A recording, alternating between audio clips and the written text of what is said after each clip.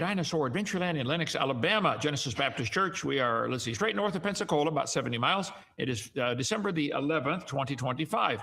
Come on down, pay us a visit. Tonight, open mic. Call in if you disagree. We believe evolution is the dumbest and most dangerous religion in the history of the world. There's nothing scientific about it. It's stupid. It's a religion. You have to believe in evolution. Prove me wrong. Call in.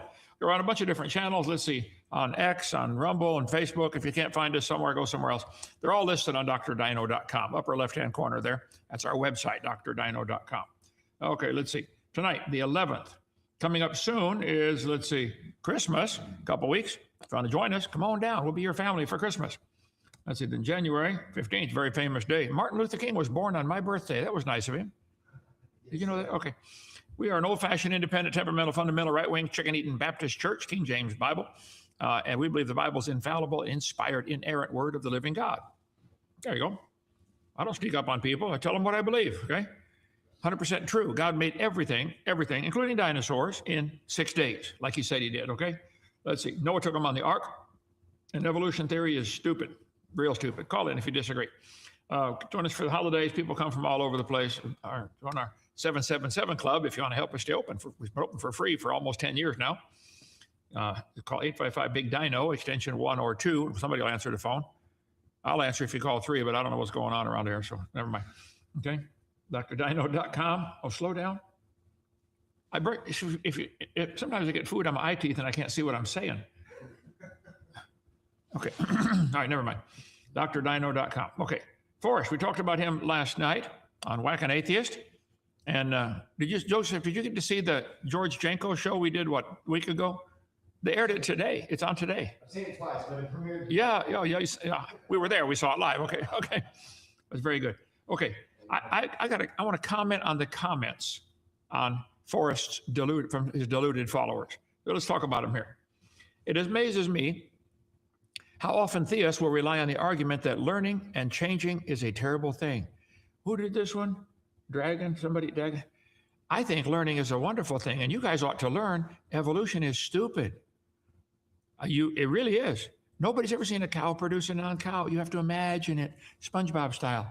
Just imagine you're related to a potato. Oh, how do you not see that? Anyway, okay, let's see. Hey, Forrest, I used to be a Christian and a creationist. As I made my journey away from that, you helped me a ton understanding evolution and breaking away from that ridiculousness. Thanks for all the help and education. Well, Gauntlet, you got deceived, okay? You weren't led away into truth. You were led away into darkness. Call me anytime. I'll debate you or anybody else, okay? You're wrong. God made this world. Let's see. It's sad how smug and holier than thou they act when they are clearly wrong about everything. What on earth? You talking about Forrest? I know. He acts smug all the time and clearly wrong about everything. You got that one right. Okay, let's see. Give one example in which information is randomly changed that it produces qualitative functional process over none. I'll wait. Good comment. There are none. There are no examples, okay? Define information. See, this next person, Mike, whatever it is, instead of answering the question, he says, well, what's the definition of is? This is like Bill Clinton. Remember that? They asked him a question. He said, what's the definition of is? You remember that, brother? Change the topic. Yeah, okay. Let's see. Oh, next one. That steering wheel looks like it came from an Egyptian chariot is a golden joke. Kedar, Forrest apparently thinks chariots had steering wheels, okay? He's really ill-informed, would be the kind way to say it. I'm more used to the word, you're calling people stupid. So anyway, okay. Hello, I got my tonsils out when I was a kid. I could not breathe out of my nose at all. I was sent to the principal's office for blowing my nose so hard and so much for attention. My mom took me to a doctor, and the doctor straight up lied and said there was nothing wrong with me. We went to another doctor, and she was like, oh, you poor thing, you can't breathe at all. In my case, it was necessary. Don't know why, but that part of the video really cheesed me off for some reason. Talking about vestigials, tonsils being vestigial. We'll get that in just a second here. 2 authorities who let you down, gold stars for the mom and a professional doctor. Okay. The way people are treated medically should not be based on their problems and their bodies. It goes on to blabber for a minute here. Had my own tonsils removed as a kid. Similar reason, but didn't completely solve the problem. Okay. On one of these days, to regain my I want to regain my faith in the human species while watching creationist apologetics video. All it would take is for the host to say, "Oh, wow, I'm wrong." Okay, my label. Okay, you're wrong. I said it, Joseph, didn't I? Okay. Would be nice, but then you don't have faith, which would have showed evidence, and that they can access easily, evidence honestly. I'd like to see the evidence for evolution. There is none. Here's the show. Call in, whatever your name is there, okay? I'll move the bar lower, be it ecstatic to see one say, "I don't know." Oh, okay, you don't know. I agree with you, okay? Let's see, zookeeper, that's another topic. Okay, Patrick Urish, one of our trustees of our ministry here, longtime friend of mine. I think he's a genius on nutrition and health. What about this tonsil stuff? So this kid had to go get tonsils taken out. Patrick, bring Patrick in there. Hey, Patrick, how's life in Pennsylvania? You got snow up there? Oh, yes, we got a lot of snow up here. It's freezing. Keep it. How we doing down in DAL? Well, it was 70 today. It's not too bad for a high for December. So no, I would say not. I would say not. So some tonsils. Yeah, are tonsils vestigial? No. Absolutely not. Absolutely not. So yes, my name is Patrick Urish. I'm on the board for Creation Science Evangelism. I have a health practice up in PA. I'm an integrative health practitioner. And this notion that tonsils are vestigial, they're unnecessary, it is ridiculous. It is laughable. Tonsils are two oval-shaped masses at the back of the throat. And honestly, they're very, very necessary. They're very helpful to the body. To say they're not doing anything, they could just be ripped out willy-nilly, is ridiculous. What are tonsils good for?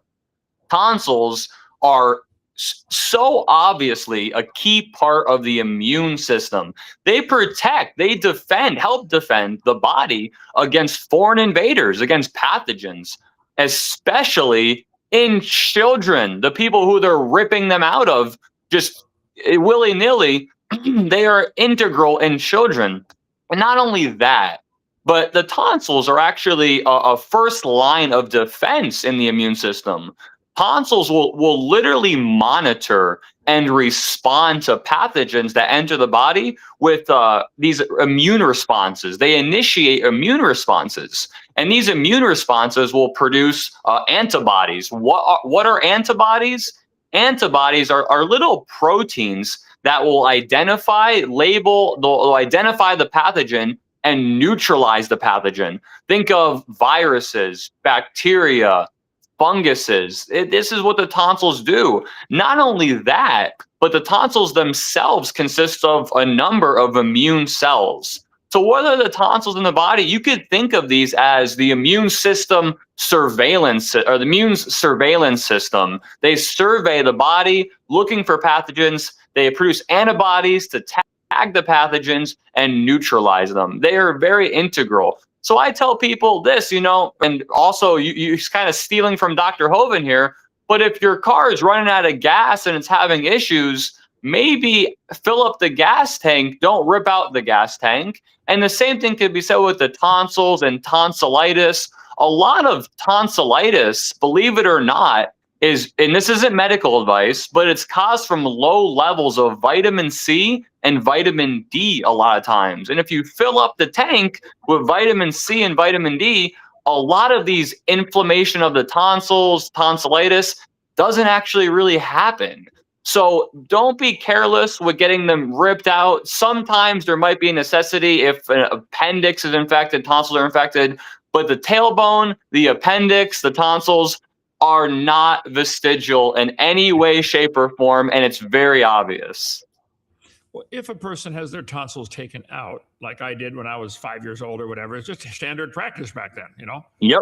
Then something else has to work harder, that's all. If you cut off one of your fingers, if you cut off a finger, you can still pick things up, but the other three got to work harder. That's it. And so the tonsils, you can live without your tonsils. You can live without both your legs and both your arms and both your eyes and both your ears too. Does that prove you don't need them? This is so stupid. And Forrest commenters, they think they're really smart. Look at tonsils. Even if tonsils were vestigial, they're not. But that's an example of losing something, not gaining something. That's the opposite Right. of what they need for evolution. Right. Deal with these guys all the time. Right. Patrick, there you go. Is that your website? No, that's your website. What's your website? People can get a hold of you. My website is Urish. That's YURISHIHP.com. And my number there is 570-814-5059. Please, if you have any questions, call me, email, check out my website. And like Dr. Hovind said, even if they are vestigial, that is the opposite of what evolutionists need. I love how Dr. Hovind says, what happened? Do we just slowly lose everything and that's how we got it all? It is ridiculous. It is ridiculous. You enjoy the cold weather. We get rain down here, but we don't have to shovel it. We like that part. That's a good thing. Come visit anytime, brother. Thank you so much. Yep. God bless. Thank you.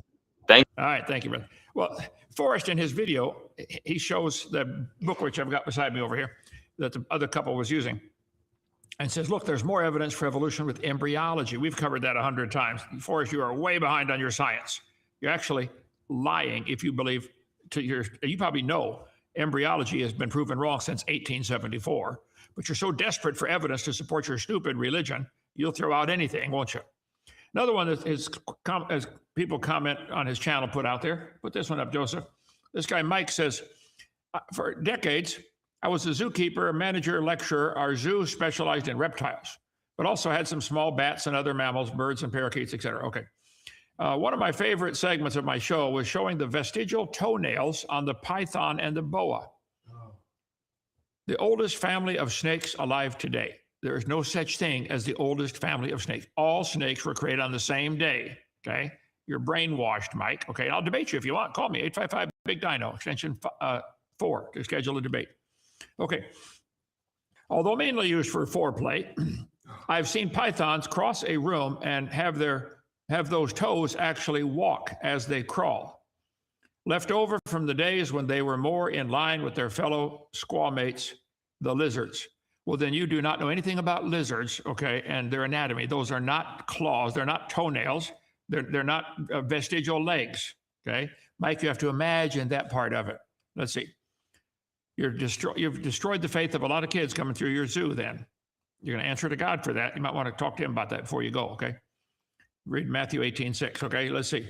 We have, and I had, and someone stole it from me, snakeskin in Pensacola, Florida, 15.5-foot albino Burmese python. By the way, if anybody down south can get me one down in South America, I'd like another one, okay?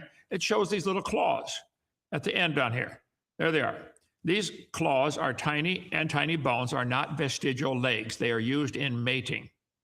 Has nothing to do with walking on land. Nothing. Never did. Okay, we know what they're for. Small pythons, males have them as well. Okay, there they are right there. They're not toenails. They're little bitty claws attached to bones that go up inside the body. Right there. Okay. Pythons and boa constrictors have tiny hind leg bones, as this textbook says, American Museum of Natural History, buried in muscles toward the tail. Such features, either useless or poorly suited for performing specific tasks, are described as vestigial. They're not poorly suited. They're perfect for performing the task they're for. They're intriguing evidence of the evolutionary history. You are lying at university. Let's see, where is this at? American Museum of Natural History. I'll take all of you on in a debate. You're lying. This is not true, okay? The textbook used at Northern Michigan University when I spoke up there said boa constrictors have hip bones and rudimentary hind legs. They are stupid of their snake anatomy, okay? These little claws are used for mating. But this textbook says rudimentary hind legs. These are not rudimentary hind legs. The snake does not have any arms, and he cannot say, scoot over, honey. These claws are used during mating to maneuver their mate into position. They do not have anything to do with legs, and they never did. This is lie number 26 on my video number 4 series. If you get my video series, $50 for the whole thing, okay? Then watch it, copy it, return it, get your money back. We know these little claws and bones have a function today. We know that, okay? Anybody knows snake anatomy knows, yeah, they use them. You have to imagine they had a different function in the past, and you cannot study the past. You can't go back there. It's all imagination. That's all evolution is. Now listen, folks, we are not against science. I love science. Evolution has nothing to do with science. And evolution is only supported by a bunch of lies. Get my video number 4. We're against using lies to support a theory. If you knew that a maniac was going to deliver poisoned milk to your kid's school tomorrow morning, what would you do? Wouldn't you do just about anything to stop him? Well, the poisoned milk has been delivered in the textbooks, okay? The kids are being taught evolution. It's already been delivered. Something about it, okay? At least if you can't get it out of your textbooks, at least inform your kids so they don't learn it, they don't believe it. I tell parents, if you tell your kids, if they go to school and the test question says, how old is the earth? They should say, or if they say, do snakes have vestigial hind legs? They should say, the textbook says yes, however, this is stupid. Write that on the test, see what they say. Okay, questions or comments, Joseph? Yeah, I think we have somebody in the studio. You keep those on. Oh, keep those on, okay. Yes, hello, who's this? Can't hear him. Nope, you're muted. Muted on his end.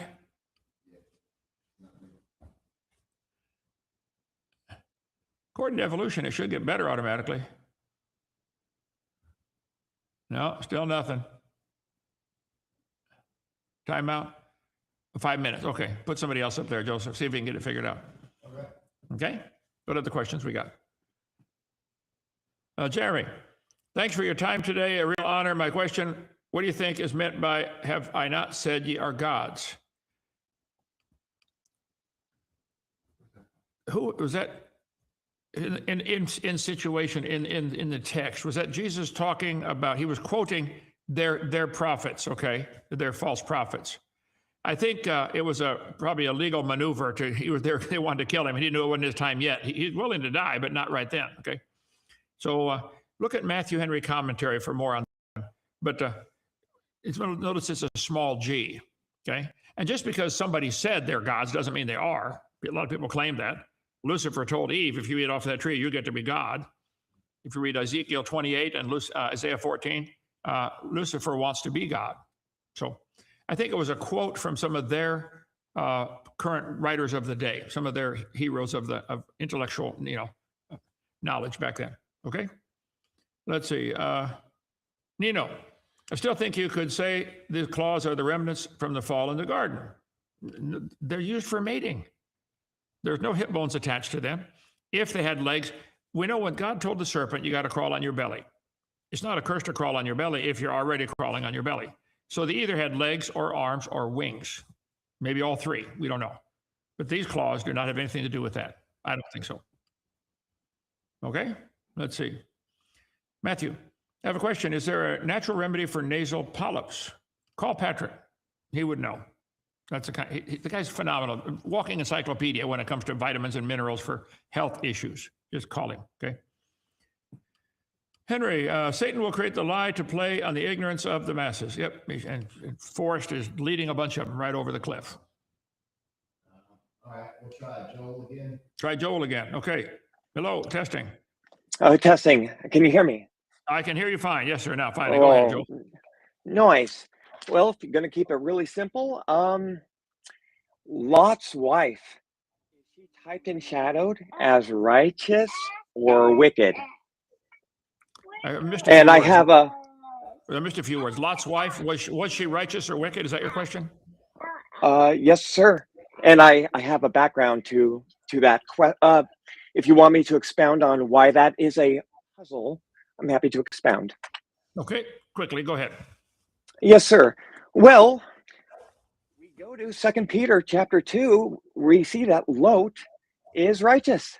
It says it like 2 or 3 times that he is righteous. And so there you go. There's your answer. It gets a little bit more hairier. We know that she's wicked. We know that Lot is his whole family disobeys things about 4 times in Genesis chapter 19. It's ridiculous. The back talk he does to the angels of God. Yeah. It's ridiculous. But so it's so easy to think that wicked. However, she was not consumed with the wicked, just like Genesis chapter 18, verse 23, Abraham, the morning of, I talked about. God cannot what are you destroy saying? the righteous with the wicked. Right. And You're she cutting in and out, escaped. brother. I'm only hearing part of this. You're cutting in and out. Something's wrong. Talk closer to your mic or something. Okay. Okay. So she was not consumed with the wicked. That's point one. She turned into a what? Pillar of salt. Pillar of salt. Is God careless in how he does details? Doesn't he know Matthew 5, verse 13? You Salt. are the salt of the earth. Mhm. Was he forgetful of that? How about Revelation chapter 3, verse 12? I will make the overcomers a pillar. Very interesting, is it not? Okay, so get to your point here. You're saying Lot's wife was wicked and Lot was righteous, but God turned her into a pillar of salt. What's your point? My point is we must create a category. My daddy's a little busy. We must create a category for her. And I don't know about you, do you see a rapture passage in Genesis 19? I know I do. The angels came and pulled Lot out of the city. Yeah. There's more to the backstory than that. God had told Abraham decades before that, leave your family and go to this promised land. He didn't quite obey. He took Lot with him. That started the whole problem. Abraham's disobedience on that little one. And then Lot chose to go towards Sodom. And then his two daughters apparently picked up the evil practices of Sodom because they said, oh, let's have sex with dad and get pregnant by our own dad. Yeah, be careful with That's a type of yeah. True.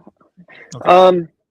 The category that I propose is that Lot's family is a picture of they must be categorized as righteous but disobedient, therefore chastised and disciplined of the Lord.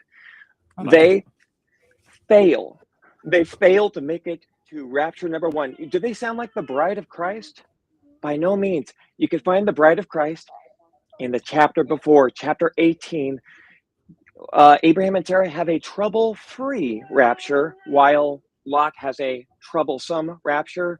Lot's daughters with him, I know that's a mess. That's a type and a shadow of the Great Tribulation, the end of the Great Tribulation, where dad is old and there's no one else around. And it's a type and a shadow of, how do you word it? Very few to pick from. Therefore, at the beginning of the kingdom, after the sheep and goats judgment, it's like a mustard seed. Very few to pick from, and it blossoms into a multi-million seed plant, is what the kingdom is going to be like. All right. Well, we got to be careful taking typologies too far, you know, especially if it violates other scriptures. But I'll think about that. I appreciate that. Thank you for calling, Joel. All right. You're welcome. Who else we have here? Pluto again. Yay. Did you get converted yet? No. Have you accepted evolution yet? Well, I accept that there are variations within the same kind, but they're limited. I've accepted that all along. That's not evolution, though. You don't accept evolution. You believe, Pluto. You believe in evolution. You don't accept it. You believe in it. But go ahead. No, you accept it because there's data and facts backing it up. Show me this. Show me this data. Well, actually, I called them about this vestigial stuff, and Okay. a quick Google search shows that the tonsils are actually not considered to be vestigial. Oh, well, Google got something right. Yay. And but you keep going on about the well in the pelvis, those bones down there, and how science says that they are functionless, right? No, I think most scientists say they do function as part of the whale's anatomy for making babies. But then they go on, then they go beyond that in imagination. Maybe they used to be legs. That's stupid. Tell them I said so. Well, I was going to say, you didn't. It wasn't you who found a beached whale and dissected it and found those bones and the muscles attached and discovered that they had a function in mating, right? Oh, I didn't do that. No. You read it in a science book. I So love it's science either, books. right. So it's either, so you can't say that science and scientists say that those bones were useless, and also science says that they're used in mating. Well, wait, And, wait, wait. I show on my video number 4, many of the science books do simply say they're vestigial, and they do not go on and say they're used in mating. Some do, some don't. yeah, but you pulled up, the last time you pulled up a slide, it was 35 years old. Sure. Darwin's book is 150 years old. Why don't we throw that out? Would you believe, And, should we throw Darwin's book out? and in 1919, Should we throw Darwin's book out? It's 150 years old, 175 years old. no, you Well, don't yes, throw it out, yes. but Darwin's book is considered way out of date. So And do he you got a believe lot of things. He got a lot of things wrong. He got a Good. lot of right. And so the science, you don't worship. Nobody worships Darwin. You move on and you discover new things. But in So it's okay for me, 1919, wait, slow down. Is it okay for me to quote a science book that's 35 years old, since I made my slides 35 years ago before they took me to prison for 10 years? Yeah, that's the books I had. Send me a new book and I'll show you this. They're still teaching the same lies. yeah, but they don't teach that anymore. That's the point. You don't think they teach? Google that, Joseph. Vestigial whale hip bones. I guarantee it's in there tonight. My point is, you did not, or no creationist made the discovery that those whale bones have function. It was scientists. It was marine biologists. How can you say such a thing? You don't know any such thing, Pluto. You're talking off the top of your head. You don't know that nobody saw this. They've been whaling and cutting up whales for centuries. They've been whaling shit. People have known about those little bones for thousands of years. And they knew they're just part of the whale anatomy. You don't know that no creationist did that. You want to take credit where credit is not due. Here we go.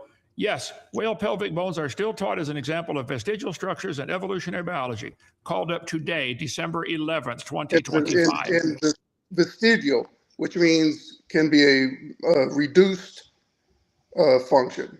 Or how do you know it's reduced function? They function just fine as is.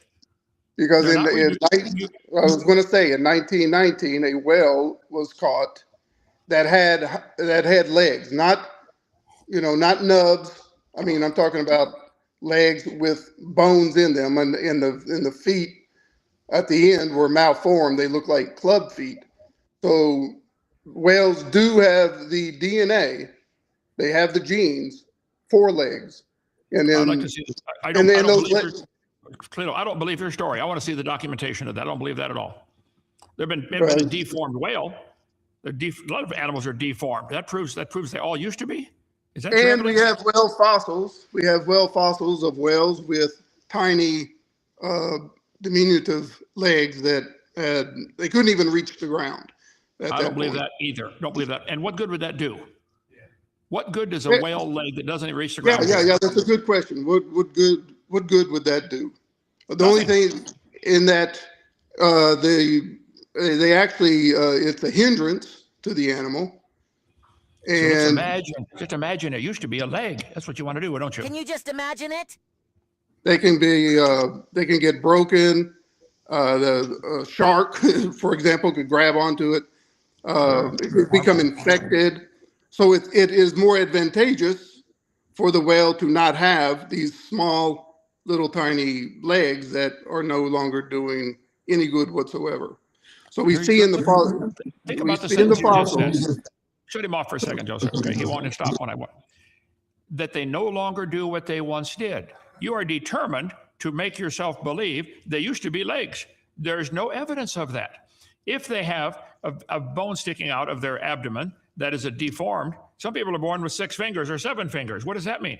Some people are born with, messed up features in their face or eye, or deformities happen all the time. That's not evidence they all used to have a leg. Now stop.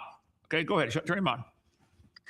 There were 2 legs, one on each side. They had bones. I don't believe your story. I want to see the documentation.